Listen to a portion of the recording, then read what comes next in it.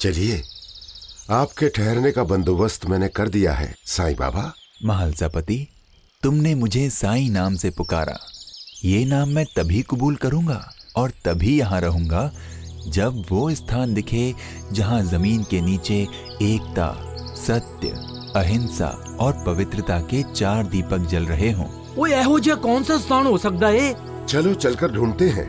बाबा को यहाँ रहना होगा तो वो स्थान भी दिख जाएगा जहाँ एकता, सत्य, अहिंसा और पवित्रता के 4 दीपक जल रहे हों।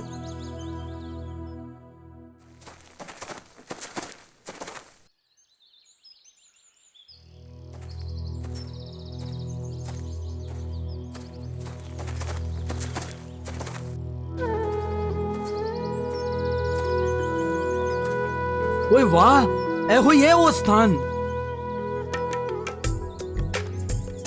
पंडित कुलकर्णी, अगर ये चमत्कारी बाबा यहाँ रह जाएगा तो ना मुझसे कोई दवा खरीदेगा और ना आपसे कोई सत्यनारायण की कथा सुनेगा। मतलब ये ठग हमारा धंधा चौपट करने आया है। समझ में नहीं आता कि क्या करें। साहब बहादुर से शिकायत करें क्या? उनसे तो मिलना भी मुश्किल है।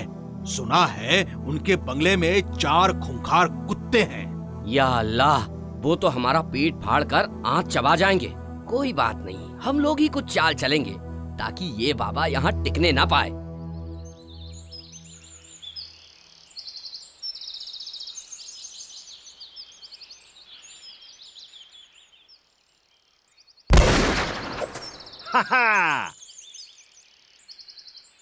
देखा मेरा निशाना?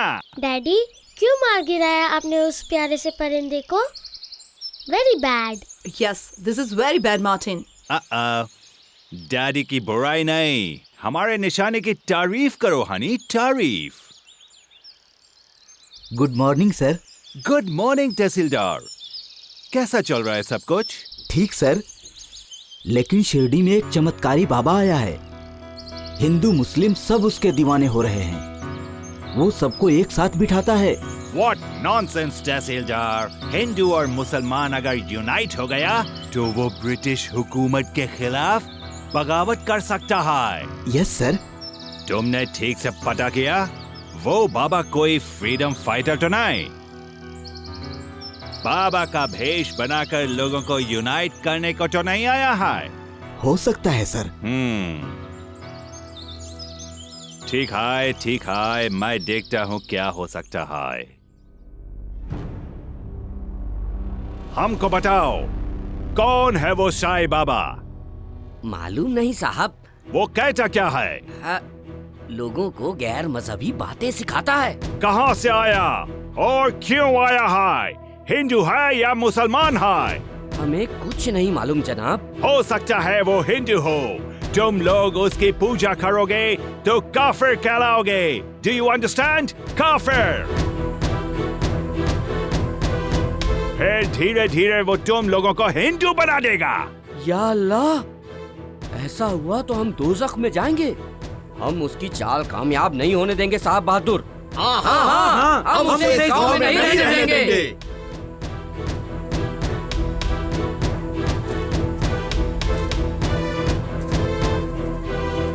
या अल्लाह, रसूल अल्लाह। हिंदू भाइयों, वो बाबा अगर मुसलमान हुआ तो तुम्हारा धर्म भ्रष्ट हो जाएगा। वो लोग मांस मच्छी खाते हैं, तुमको भी खिलाएगा तो फिर तुम लोग डायरेक्ट नरक में जाएगा। नरक में। हम ऐसा कभी नहीं होने देंगे साहब बहादुर, फिक्र ना करें। वो बाबा कल के बाद यहाँ दिखाई भी नहीं देगा। चलो मित्रों।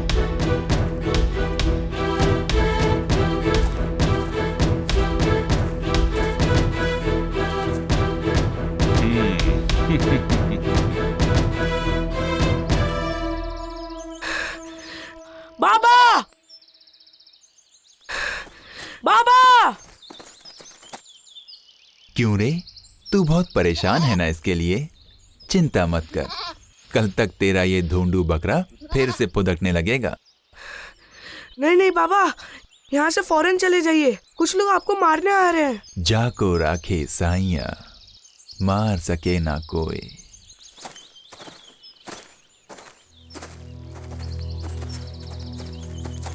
मुसलमानों को खुदा की राह से गुमराह करने वाले झूठे फकीर, चला जाए गांव छोड़कर, नहीं तो तेरी मौत तय है।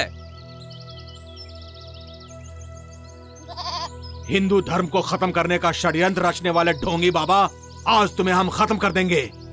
अरे मुझे मौत की सजा तो सुना दी, पर मेरा कसूर तो तुम लोगों ने बताया ही नहीं। कैसा भोला बन रहा है। भाइयों, इसके इस स्वांग पर मत जाना।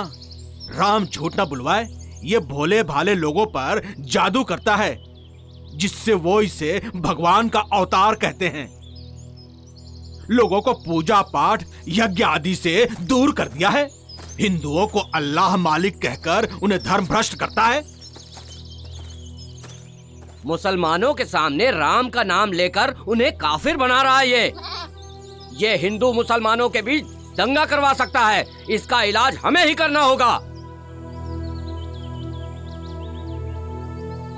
भाइयों, आज इसकी कब्र यहीं बना देंगे। अच्छा, मुझे मारना चाहते हो?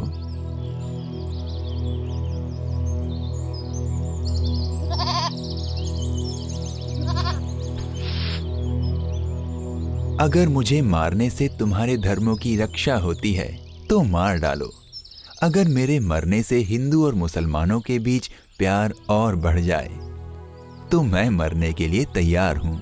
अरे जल्दी करो, इसकी घुमाने वाली बातों में मत आना। देख क्या रहे हो? खत्म कर दो इसे, खत्म करो। हाँ हाँ, खत्म कर दो इसे।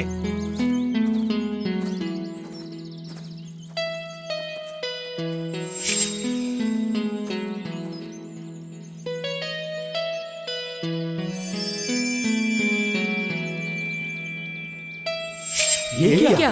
ऐसा चमत्कार तो कभी नहीं देखा।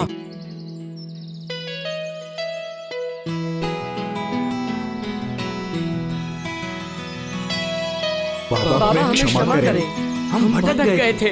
अरे हकीम साहब, पासा पलट गया है, अब यहाँ से खिसक लेना ही चाहिए। फौरन जनाब। नफरत को पास मत आने दो, प्रेम को साथी बनाओ अपना। जहां लाठी उठाने का मन करे, फूल उठाकर देखो, तुम्हारा काम आसानी से बन जाएगा।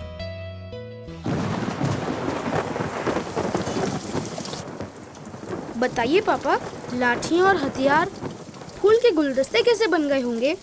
देखो, बाबा ने अपने ज्ञान के बल पर लोगों को समझाया होगा कि आपस में झगड़ा करना ठीक नहीं है, और लोगों ने लाठियां फेंककर बाबा को फूल माला पहनाया होगा। कहानी बनाने वालों ने इसे चमत्कार की तरह से पेश कर दिया। फिर क्या हुआ? ਉਹ ਇਹ ਘਟਨਾ ਦੇ ਬਾਅਦ ਤੇ ਹਿੰਦੂ ਤੇ ਮੁਸਲਮਾਨਾਂ ਦੋਨਾਂ ਦੇ ਦਿਲ ਵਿੱਚ ਬਾਬਾ ਦੇ ਲਈ ਸ਼ਰਧਾ ਵੱਧ ਗਈ। ਪਰ ਫੇਰ ਵੀ ਬਾਬਾ ਉਸ ਟੁੱਟੀ ਮਸਜਿਦ ਵਿੱਚ ਹੀ ਰਹਿੰਦੇ ਰਹੇ ਤੇ ਪਹਿਲੇ ਦੀ ਤਰ੍ਹਾਂ ਹੀ ਭਿਕਸ਼ਾ ਮੰਗ ਕੇ ਗੁਜ਼ਾਰਾ ਕਰਦੇ ਰਹੇ।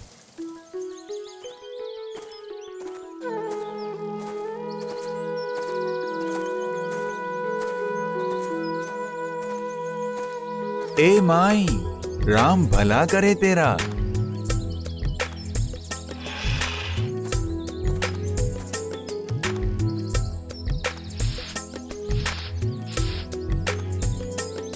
अल्लाह बरकत दे तुझे बड़ी बी।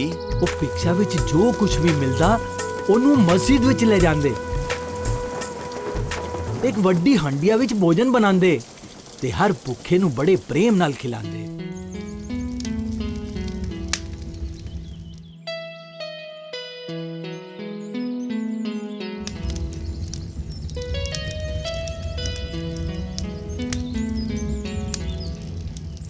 बाबा, आप गरम हंडिया में हाथ डालकर खिचड़ी निकालते हैं, आपका हाथ जलता नहीं?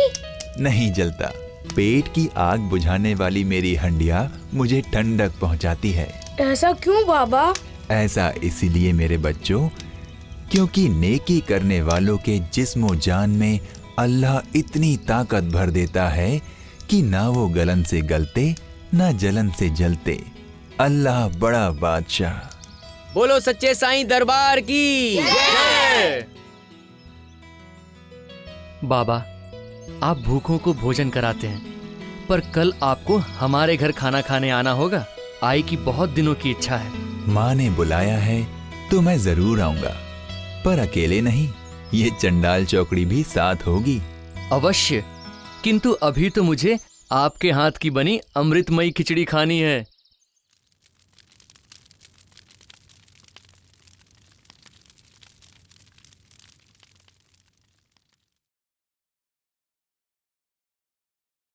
कितनी सुंदर रंगोली बनी है। सतपाल, देखो तो जरा। हाँ, पर रंगोली को खा तो नहीं सकते ना। हाँ, पर रंगोली से घर सुंदर बनता है और हमारे दिल में सुंदरता की जड़ें और भी गहरी होती हैं। कला के लिए प्रेम जगता है। हमारे शास्त्रों में भी कहा गया है, साहित्य संगीत कला विहीनः साक्षात पशु पुच्छ विषाणहीनः। मतलब ये कि बच्चों, जिस व्यक्ति के हृदय में साहित्य, संगीत या कला का निवास नहीं है, वो मनुष्य बिना सींग और पूंछ के पशु जैसा होता है। शुरू करें। अरे, ये कैसा खाना है? बाईजम्मा, खाने में नमक है ही नहीं, बल्कि रेत जैसा कुछ है। हे देवा, लगता है मैंने हड़बड़ी में पिसे नमक की हंडिया से रंगोली बना दी और रंगोली सामग्री दाल में डाल दी। बाबा, मुझे क्षमा करें, मैं दूसरा भोजन बनाती हूँ। रुको, मैंने तो अभी इस खाने को चखा ही नहीं, चखने तो दो। नमक तो बिल्कुल ठीक है, रेत भी नहीं है। बच्चों, तुम लोग क्यों भाईजम्मा को बुद्धू बना रहे हो? हाँ, नमक सही है, बहुत अच्छी बनी है। शबरी, कुछ भी बोलती है तू। एक भाकरी और दो मुझे। मुझे भी माता। हाँ, अवश्य। मेरे बच्चों, ये लो, तुम भी लो। देखा बच्चों, ममता से पके भोजन में कितना स्वाद होता है। बाईजम्मा, इस स्वादिष्ट खाने के लिए धन्यवाद। तेरी हर मनोकामना पूर्ण हो। आपने मेरे घर आकर भोजन कर लिया देव। मेरे सारे पाप इसी समय पुण्य में बदल गए। मैंने इस पल में सारा जीवन जी लिया है। अब तो मन में कोई इच्छा बाकी नहीं रही।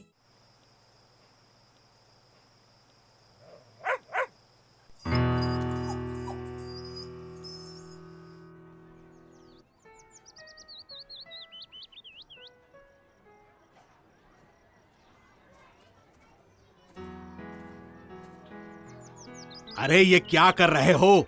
राम झूठ ना बुलवाए, ये बीमारी तो इनके पिछले जन्मों के पापों का फल है। ये तुम्हारी जड़ी बूटियों से दूर होने वाली नहीं, बल्कि तुमसे होकर इनका कोढ़ सारा शिरडी में फैल जाएगा। डरो मत, कुष्ठ रोग कोई पिछले जन्म के पाप की सजा नहीं है।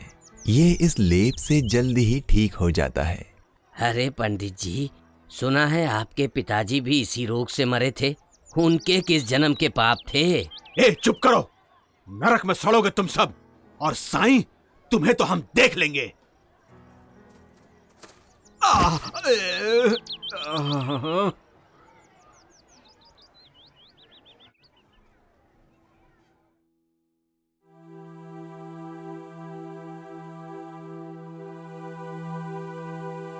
लगता है कोई मरीज आ रहा है। एक हफ्ते से कोई दवा लेने भी नहीं फटका। इसे ही कोई ना कोई बीमारी बता के कुछ तो धन हड़प लूंगा। अरे ये तो कमबख्त पंडित है, ये तो कभी बीमार ही नहीं पड़ता। अरे आओ भाई पंडित, क्या हाल है?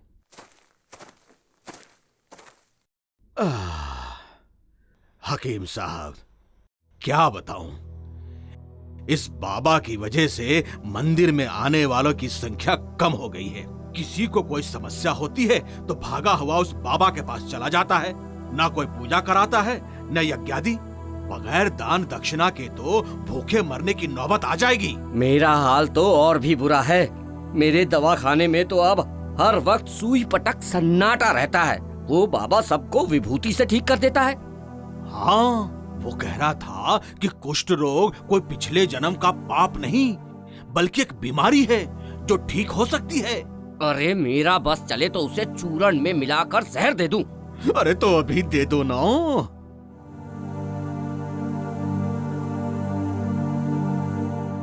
ए सकुबाई, कहाँ ले जा रही है सखाराम को? क्या हुआ इसे? तेरी ही दवा खिलाई थी, पेट हर रोज फूलता जा रहा है। चला, एक पुड़िया बाणे हवा चूर्ण दूंगा, न पेट रहेगा न दर्द। तेरा सत्यानाश हो, अपना चूर्ण तू ही खा। जुकाम तक ठीक नहीं होता तेरी दवाइयों से। मैं तो चली अपने बाबा के पास, जो सब हकीमों का हकीम और सब पंडितों का पंडित है। देखा हकीम अली, उस ढोंगी बाबा के आने के बाद से अब तो नीच जात के लोग भी हमें फटकारने लगे। ले दे के यही मरीज था, वो भी गया। चलो देखते हैं वो बाबा कैसे ठीक करता है बच्चे को। हाँ हाँ, चलो चलो।